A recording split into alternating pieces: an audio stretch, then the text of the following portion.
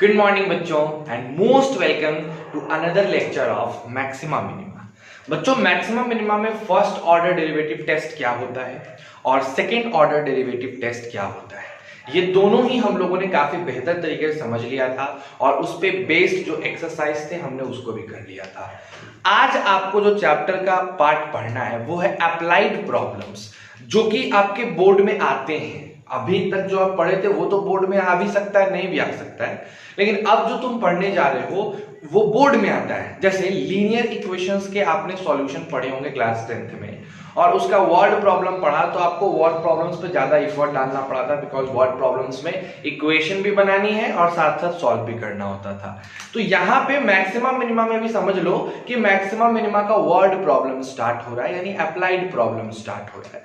हम वो एप्लीकेशन देखने जा रहे हैं मैक्सिमा मिनिमा का, जिसका यूज करके हम अपने आगे के लाइफ में काफी प्रैक्टिकलिटी को सॉल्व कर सकते हैं कि कहां पे मैक्सिमम होगा, कहां पे मिनिमम होगा। तो चलो बिना देर किए आप लाइक करिए, शेयर करिए, सब्सक्राइब करिए। हम लोग स्टार्ट करते हैं अपने आज का क्लास जो है अप्लाइड प्रॉब्लम पे बेस्ड। ज्यादा नहीं, हम लोग आज मुश्किल से 10 से 15 क्वेश्चंस करेंगे, जो छोटे भी हो सकते हैं, बड़े भी हो सकते हैं। टोटल मैंने 4 क्लासेस में अप्लाइड प्रॉब्लम को बांटा है। 4 लेक्चर्स हम लोग लेंगे। 4 लेक्चर के बाद ही तुम्हारा पूरा अप्लाइड प्रॉब्लम अच्छे से खत्म हो पाएगा और तब स्टार्ट होगा हमारा एक और मजेदार सा चैप्टर, इंटीग्रेशन यानी इंटीग्रल कैलकुलस। ठीक है, तो चलो देर नहीं करते हैं, शुरू करते हैं। देखो बच्चों, आज का जो पहला प्रॉब्लम है, जो फर्स्ट प्रॉब्लम है आज का, वो काफी इजी है, काफी ज्यादा इजी है। देखो कैसे हम समझा रहे हैं, है ना। Find 2 number, find 2 numbers, find 2 numbers whose sum is 24, whose sum is 24। ठीक है भाई साहब, काफी अच्छा है। And whose product is as large as possible, and whose product is as large as possible, as large as possible। चलो अब जरा हम लोग समझना चालू करते हैं, है ना। क्वेश्चन क्या है, देखो अब क्या है कि आपको यहां पे इसी तरह से क्वेश्चंस मिलेंगे, न्यूमेरिकल मिलेंगे, वर्ड प्रॉब्लम्स मिलेंगे। The very first you have to find the relation between variables. जो वेरिएबल्स होंगे उसमें रिलेशन निकालना है, और उसके बाद उसको मैक्सिमाइज करने को कह रहा है या मिनिमाइज करने को कह रहा है, ये आपको क्वेश्चन में खुद कहेगा, और वहां से आप सोच के अपना मैक्सिमम मिनिमम निकालोगे। तो क्वेश्चन कह रहा है कि 2 नंबर हैं जिनको जोड़ने पे 24 मिल रहा है। ग्रेट, तो लिख दो ऐसे, let the first number be x। मान लेते हैं कि पहला नंबर x है, एंड सेकेंड नंबर भी y, दूसरा नंबर y मान लेते हैं। क्वेश्चन के हिसाब से इन दोनों को जोड़ने पे 24 मिल रहा है। It means x plus y is equal to 24, और बोला जा रहा है कि इनका जो प्रोडक्ट है उस product is as large as possible, यानी प्रोडक्ट का मैक्सिमम वैल्यू निकालना है। तो मान लो कि आपका प्रोडक्ट हो गया p, जो हो गया x इंटू y। कोई प्रॉब्लम हमें तो नहीं लग रहा है। अब आपको क्या चाहिए, you have to find what, maximum value of p। इस प्रोडक्ट, इस p का मैक्सिमम वैल्यू चाहिए, है ना। तो अब सबसे पहले क्या करना है कि p का जो तुमने रिलेशन निकाला, इसमें 2 वेरिएबल्स हैं, एक है x, एक है y। तो आप इसको किसी एक वेरिएबल में पहले क्या कर लो, बदल लो। तो कैसे बदलोगे, अगर x प्लस y 24 है तो y की वैल्यू 24 माइनस x होगी कि नहीं होगी? मेरे हिसाब से 100% होगी ना। अब इस y को इसमें रिप्लेस करो। जैसे ही रिप्लेस करोगे तो तुमको दिखेगा कि p बराबर हो गया x इंटू 24 माइनस एक्स। अब जैसे ही तुम्हारा जिस चीज को तुमको मैक्सिमम करना है वो एक वेरिएबल में आ गया, अब इसको डिफरेंशिएट कर दो। तो लिखो फॉर मैक्सिमम एंड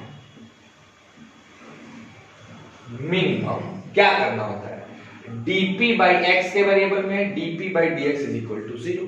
तो डिफरेंशिएट करो, differentiation of x into 24 minus x upon dx is equal to 0। तो भाई 24x का तो डिफरेंशिएशन मेरे हिसाब से 24 हो जाएगा और x स्क्वायर का minus 2x is equal to 0। तो बताओ यहां से x की वैल्यू कितनी आ गई, 12।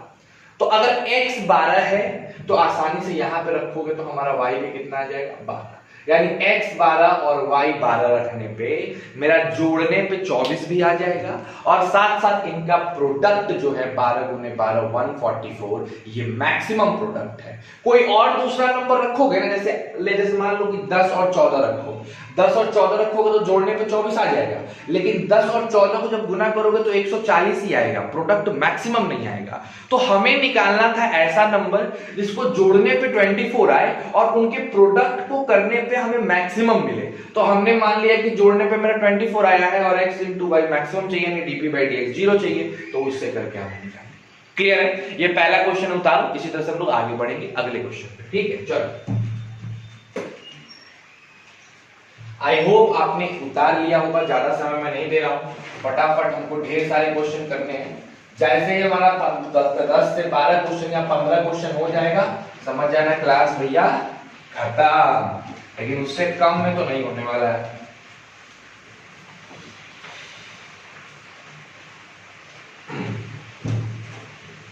आइए दूसरे क्वेश्चन पे आते हैं, second number question. Second question क्या है, find two positive number x and y। Find to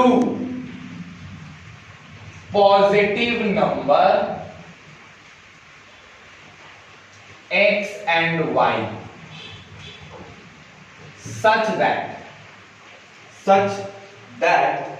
x plus y is equal to 60, x plus y is equal to 60 and x y cube is maximum, x y cube is maximum. ठीक है ना बच्चों, आपको ऐसा x और y निकालना है जिसको जोड़ने पे 60 मिल रहा है और x y की वैल्यू, x y क्यूब की वैल्यू आपको मैक्सिमम मिल रही है। तो भाई कहानी क्या कहता है, सबसे पहले तो वो लिखो। जब तक कहानी नहीं लिखोगे, कहानी का आशय स्पष्ट नहीं हो पाएगा, तो कहानी क्या कहता है पहले उसको लिखते हैं। According to question x plus y is equal to 60 है, चलो यार इक्वेशन 1 मान लेते हैं, एंड मान लो कि p बराबर है एक्स वाई क्यूब। तो हमें क्या चाहिए, p इज मैक्सिमम। p कितना होना चाहिए, मैक्सिमम होना चाहिए। बहुत सुंदर बात है। क्या करेंगे, अब देखो यहाँ स्मार्ट बच्चे क्या करेंगे, जैसे तुम उसमें पहले y को रिप्लेस किए थे, किसी को भी कर सकते थे, यहाँ पे तुम चाहो तो y को रिप्लेस कर सकते हो, लेकिन y को रिप्लेस करना थोड़ी बेवकूफी हो जाएगी, बिकॉज y पे क्यूब है, तो क्यों नहीं x को रिप्लेस कर दे, है ना। तो बस वही काम करना है, यहां से करेंगे तो हमारा x इज इक्वल टू हो जाएगा 60 माइनस वाई, है ना, इस वाले से। और जैसे इसमें रिप्लेस करेंगे तो हमारी p की वैल्यू हो जाएगी 60 minus y into y cube, जो हो जाएगा 60y माइनस वाई पे पावर 4। अब हमें अगर p मैक्सिमम चाहिए, then we have to dp by dy को क्या करना पड़ेगा, 0। तो जस्ट उसको 0 कर दो डिफरेंशिएट करके। डिफरेंशिएशन 60y माइनस वाई पे पावर 4 को y के रिस्पेक्ट में डिफरेंशिएट करो तो 0 मिल जाएगा। 60y की जो डिफरेंशिएशन होती है वो होती है 60 और y पे पावर 4 की डिफरेंशिएशन होती है 4y cube is equal to 0। यहां से अगर आप देखें तो आपको y क्यूब की वैल्यू जो है वो मिल जाएगी 15 चौका 60 होता है ना जी। अगर ध्यान से देखो तो ये 60 हो जाएगा, 4 जंप करके इधर आएगा, 60 इधर आएगा, तो 15 बाद में कट जाएगा, तो y क्यूब हो जाएगा 15। अगर y क्यूब 15 है तो हमारे y की वैल्यू हो जाएगी 15 पे पावर 1/3। बोलो क्लियर है। तो हमें y तो मिल गया भैया, मेरा y कितना मिल गया जल्दी से बता दो। एक चीज देखो, जो क्या गड़बड़ लग रहा था मैं वही बता रहा हूँ, ये जो y क्यूब यहाँ मल्टीप्लाई हुआ ना, तो यहाँ भी y क्यूब होगा और यहाँ y क्यूब होगा ना, तो यहाँ डिफरेंशिएट करने के बाद 180 y स्क्वायर होगा, है ना। यहाँ भी डिफरेंस, यहाँ तो ठीक है, जिस चीज को हम डिफरेंशिएट कर रहे थे 60y क्यूब को, तो डिफरेंशिएट करने के बाद ये तुम्हारा हो जाएगा 180y स्क्वायर, है ना। अब जब तुम इससे y निकालोगे तो देखो क्या वैल्यूज आएंगे तुम्हारी, देखो यहाँ पे, तो देखो क्या करोगे, सिंपल देखो, अब यहाँ के बाद देखो क्या करना है, y स्क्वायर कॉमन ले लो, जैसे ही y स्क्वायर कॉमन लोगे हो जाएगा 180 minus 4y is equal to 0। यहां से हमारे पास y की वैल्यू आएगी 8 आएगी, y की वैल्यू 0, और दूसरी जो y की वैल्यू मेरे पास आएगी वो आएगी 180/4 यानी कि 45 है ना, 45 आ जाएगी। तो दो वैल्यू, एक 0 एक 45। अब किस पे मैक्सिमम होगा ये तो पता लगाना है, तो इसको डबल डिफरेंशिएट करो, d2p by dy square, double differentiation करिए। जैसे ही डबल डिफरेंशिएशन करिएगा हो जाएगा 360y माइनस 12y स्क्वायर, ठीक है। अब y 0 रखोगे तो ये तो 0 मिल जाएगा भाई, तो छोड़ दो इस पे 0, फिर आगे चल के पता चलेगा क्या मिलना है। लेकिन अगर 45 रखोगे तो देखो क्या मिलता है, 360 इंटू 45, अब माइनस 12 गुने 45 गुने 45, ठीक। ये पता लगाना है कैसा होगा, पॉजिटिव होगा कि नेगेटिव होगा, तो फट से भैया ये नेगेटिव होगा, नेगेटिव होगा यानी y इज इक्वल टू 45 पे आपको क्या मिलेगा, मैक्सिमा मिलेगा। तो y बराबर 45 पे मैक्सिमा है, तो x की वैल्यू निकालनी है, x हो जाएगा तुम्हारा 60 माइनस 45 यानी 15, तो x 15 और y 45, एकदम सिंपल सा कॉन्सेप्ट था, ठीक है। एक जगह हम लोग गलती क्या कर रहे थे, ये जो मल्टीप्लाई हुआ था तो मैंने यहाँ पे 60y लिख दिया था, और इसीलिए मेरे को y पे पावर 15 पे पावर 1/3 मिल रहा था, उसको सुधार लेना जरा, ठीक है। चलो दूसरा नंबर क्वेश्चन भी हो गया आपका, तीसरे पे आते हैं, थर्ड क्वेश्चन पे आते हैं। देखो आज तो काफी इजी क्वेश्चन मिलेगा, आज क्वेश्चंस में ज्यादा दम नहीं होंगे, बिकॉज़ बिगनिंग है, आपको एक गेट टुगेदर कराया जा रहा है, या आप यूज्ड टू कराया जा रहा है, यूज्ड टू समझते हो ना, कि हाँ यार वर्ड प्रॉब्लम मैक्सिमा मिनिमा के कैसे होते हैं, तो उससे थोड़ा एक फेमिलियर बनाया जा रहा है आपको। तो आज के प्रॉब्लम उतने कठिन नहीं होंगे, आज के प्रॉब्लम काफी आसान होंगे। थर्ड नंबर क्वेश्चन पे आ जाओ बच्चों, थर्ड नंबर क्वेश्चन पे, थर्ड नंबर कहते हैं find two positive number x and y, find two positive number x and y such that their sum is 35, such that their sum is 35, such that their sum is 35 and product x square y पे power 5 is maximum, तो भाई साहब same वाला question हो गया कि नहीं, जैसे तुमने अभी बनाया था जस्ट उसी टाइप का क्वेश्चन है।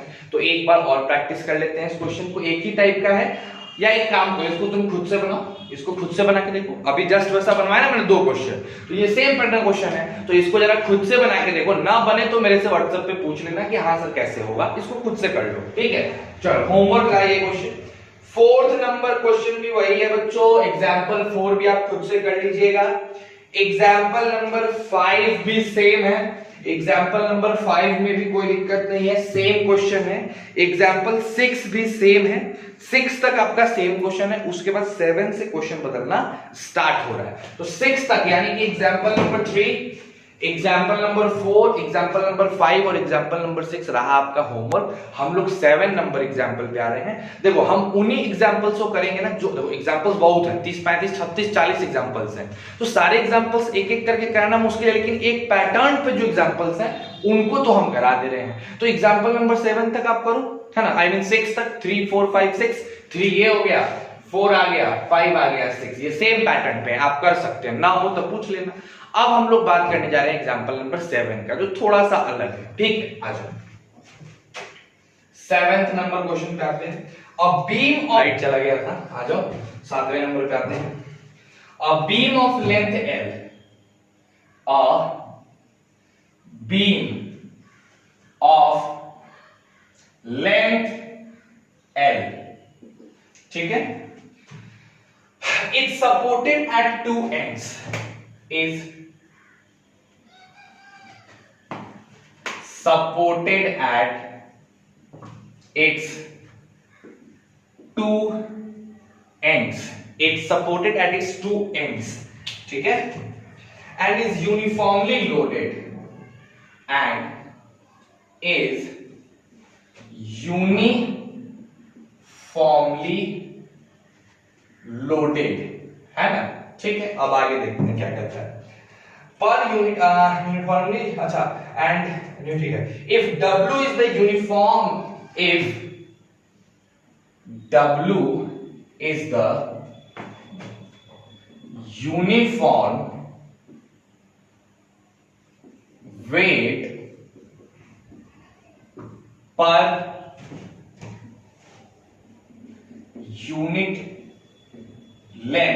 unit length, the bending moment M, the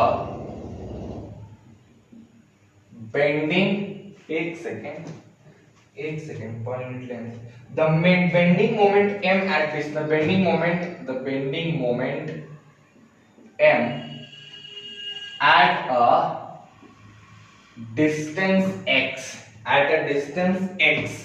from one end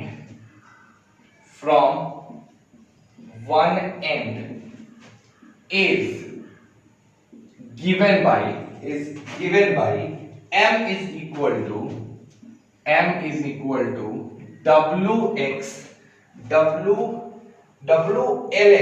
by 2, WXL by 2 minus 1 by 2 WX square, 1 by 2 WX square। अब बोल रहा है find the point on the beam, find the point on the beam at which the bending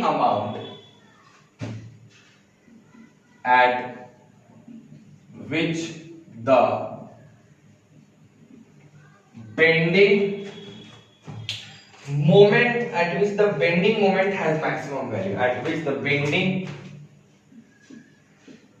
moment has maximum value. भाई जब ये question ही इतना बड़ा है कि क्वेश्चन ही लिखने में 2 मिनट चला गया। देखो क्वेश्चन क्या कहता है, पहले समझने की कोशिश करते हैं। क्वेश्चन समझ में आ जाएगा तो तुम बना पाओगे।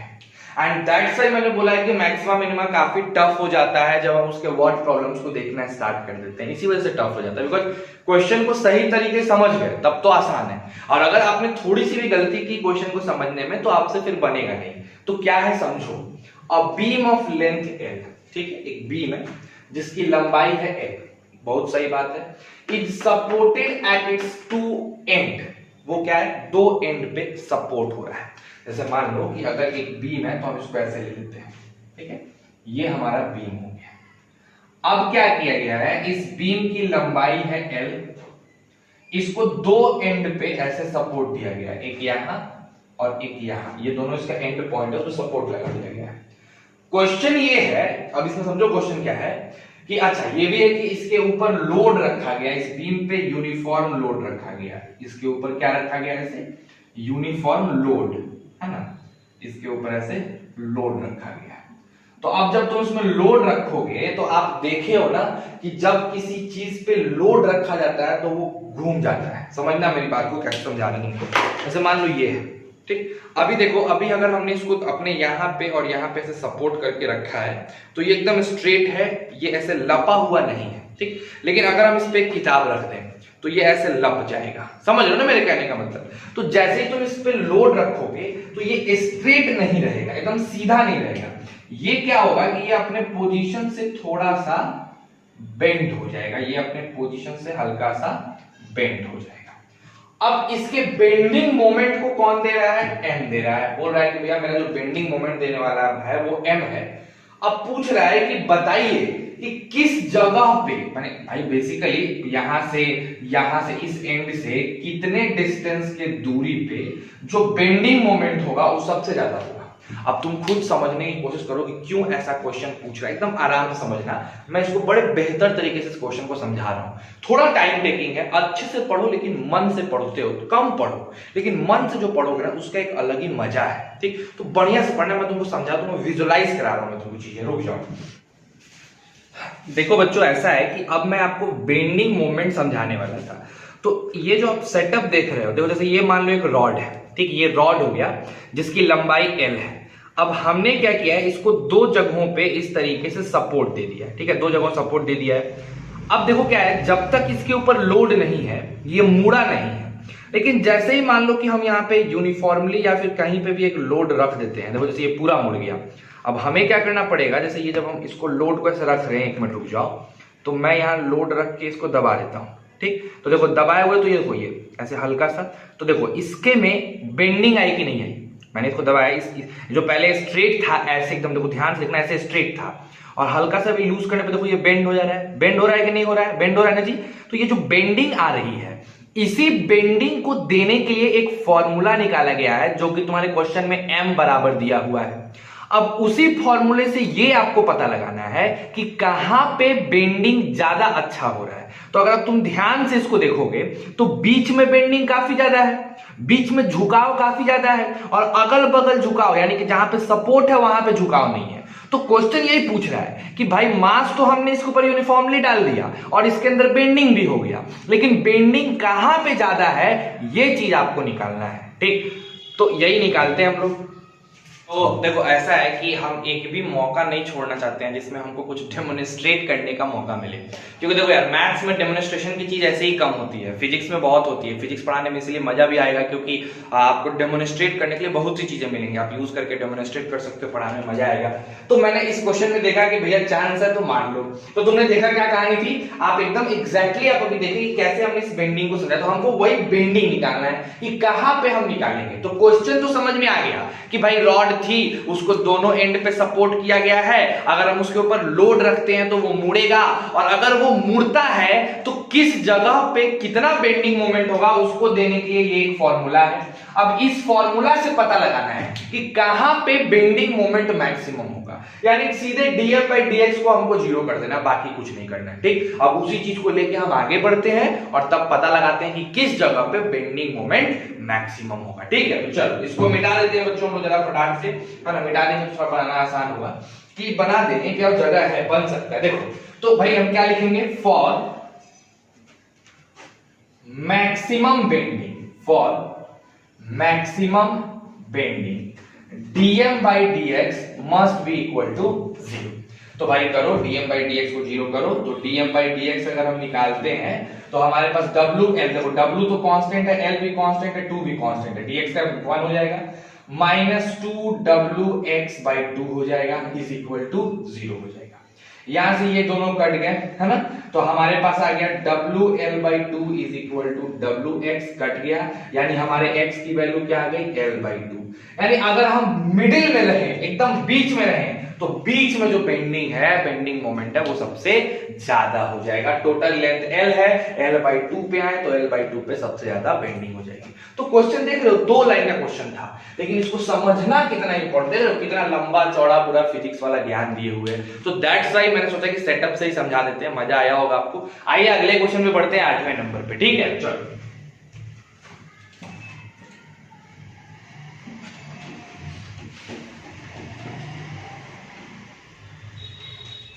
इससे तो हम मिटाते ही रह जाएंगे।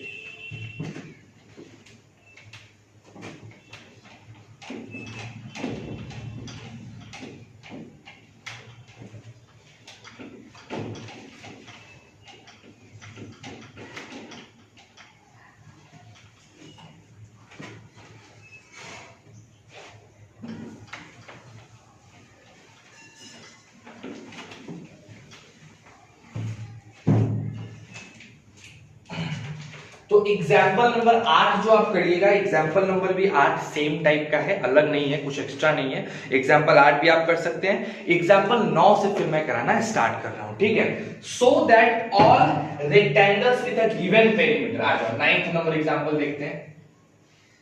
सो that all the rectangles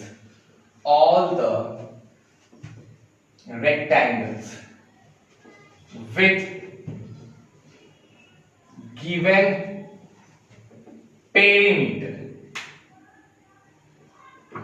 so that all the rectangles with given perimeter, है ना, क्या करना है, The square has the largest area. The square has the largest area.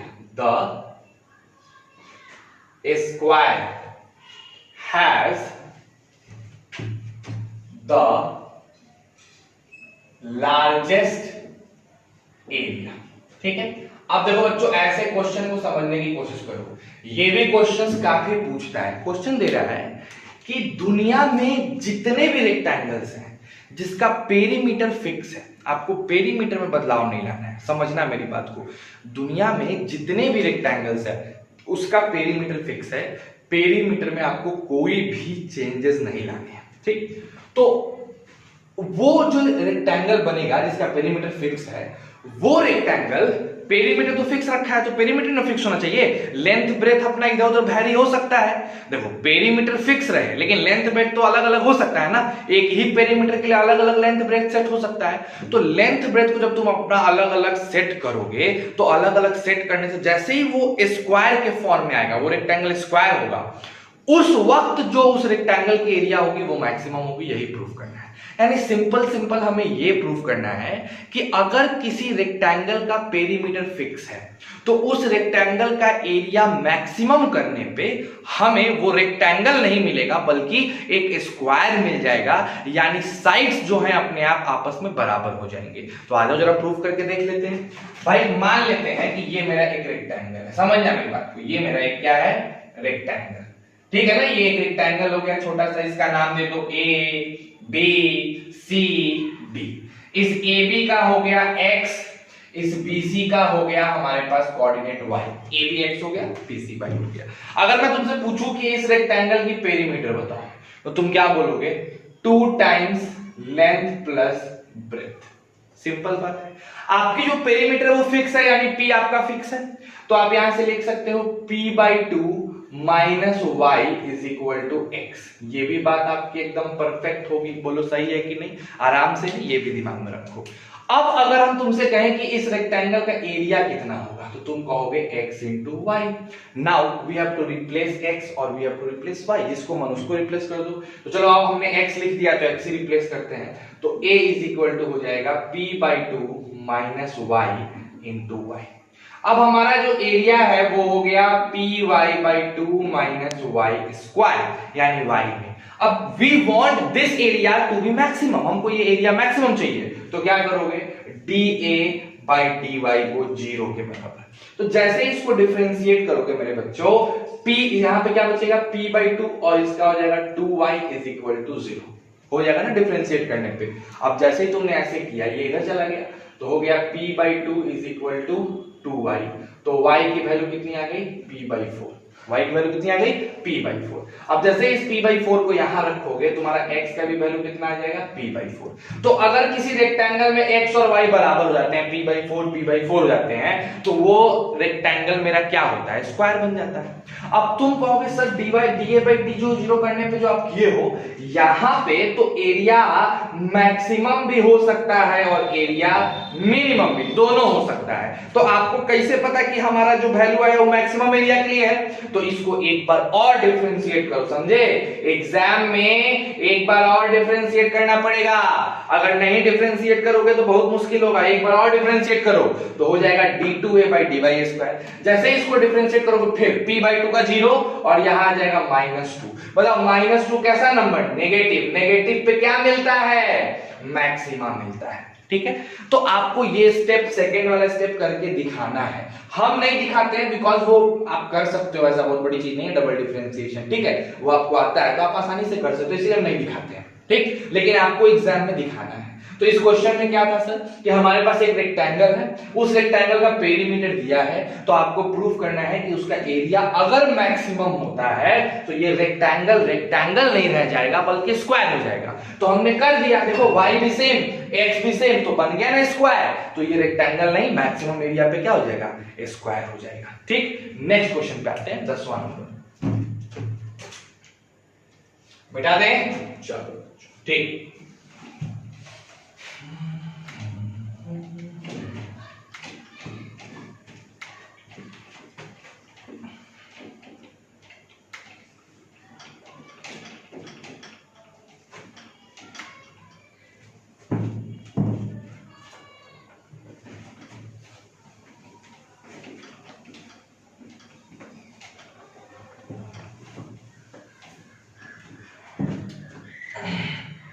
10वां number question देखो क्या कहता है, 10th नंबर क्वेश्चन क्या कहता है, so that all the rectangles of given area the square has the smallest perimeter, so that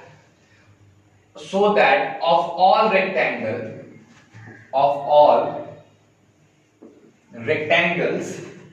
of given area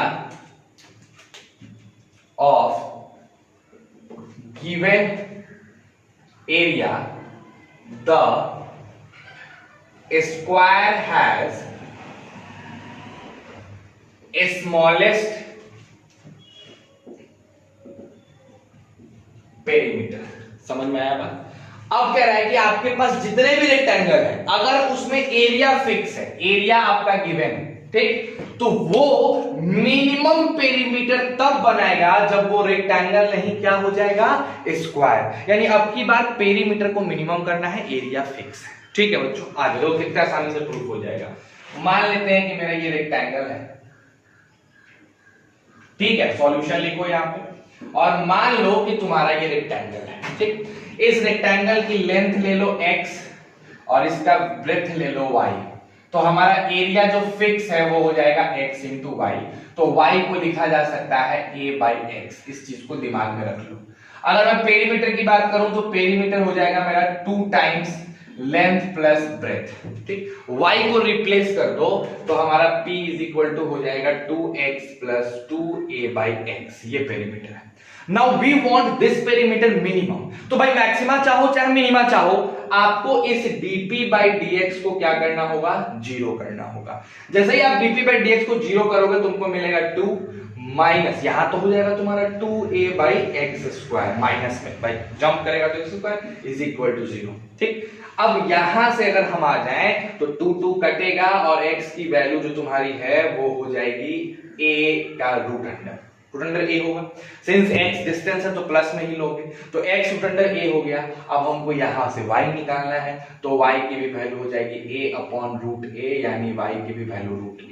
तो भाई एक ऐसा रेक्टेंगल जिसमें x भी रूट a, y भी रूट a, वो रेक्टेंगल क्या कहलाता है, वो रेक्टेंगल स्क्वायर कहलाता है। अच्छा सर कैसे पता कि यहाँ पे आपको मैक्सिमम मिनिमम में मिला है, तो इसको डबल डिफरेंशिएट करो। अगर फिर से डबल डिफरेंशिएट, यहां तक आया, इसको फिर डबल डिफरेंशिएट करोगे मेरे भाई, d2p बाई dx स्क्वायर निकालोगे तो 2 का तो 0, इसका जंप करके हो जाएगा 4a बाई एक्स पे पावर 3।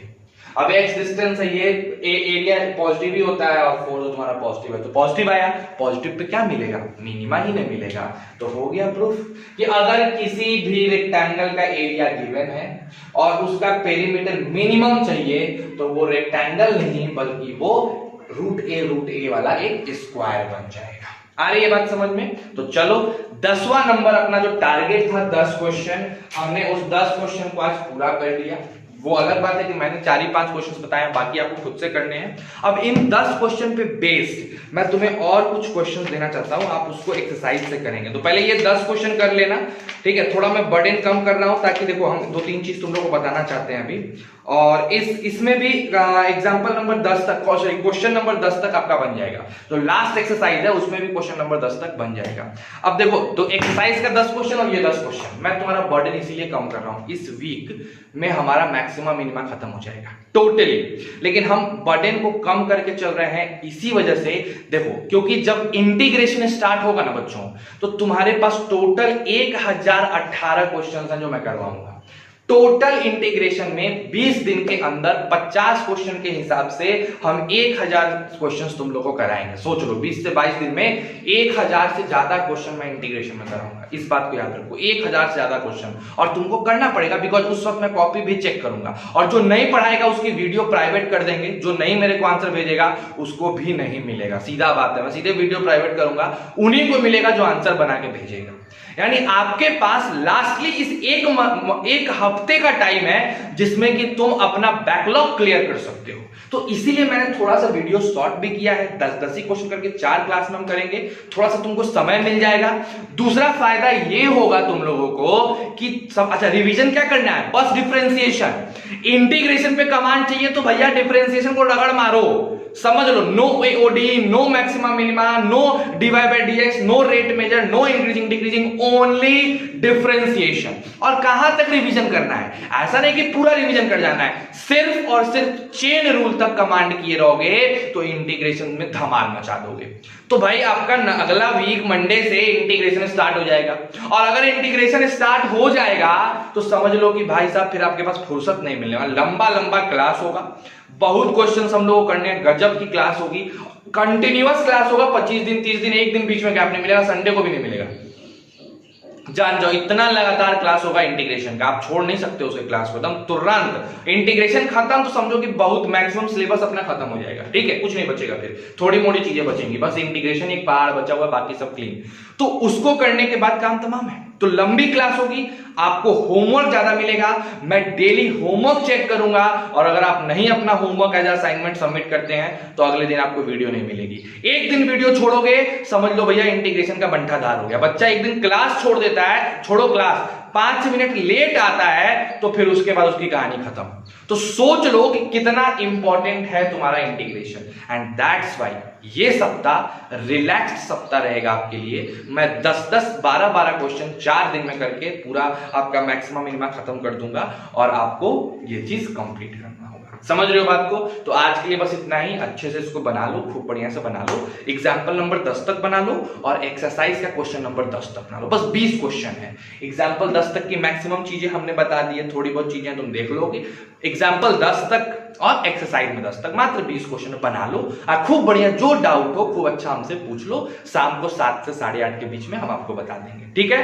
कोई दिक्कत और भी हो तो आप फोन करके पूछ सकते हैं जब मन तब, लेकिन रिवीजन पे ध्यान दे दो, चेन रूल तक खूब बढ़िया रिवाइज कर लो, ठीक? उसके बाद जैसे ही इंटीग्रेशन स्टार्ट होगा तो हम लोग एक सिस्टम बना देंगे टेस्ट का। हर सप्ताह में हर 3 दिन के बाद, 4 दिन के बाद एक टेस्ट होगा, जिससे कि आपका पीछे का सब पोर्शन रिवाइज होता रहेगा। बिकॉज 50% सिलेबस अपना कंप्लीट होने वाला है, within 1 week 50% syllabus complete हो जाएगा, 50% ही बचेगा, 50% भी नहीं कर सकते हो तुम, 40% बचेगा, ठीक? 40%, तो अब 60% कंप्लीट हो चुका है, तो 60% को रिवाइज करना जरूरी है ना, तो हल्का हल्का एक शेड्यूल बना के हम लोग उसको रिवाइज करेंगे, ठीक है? अभी के लिए बस इतना ही। घर पे रहो, खुश रहो, पूरे फैमिली खुश रखो, and at last stay safe and stay healthy.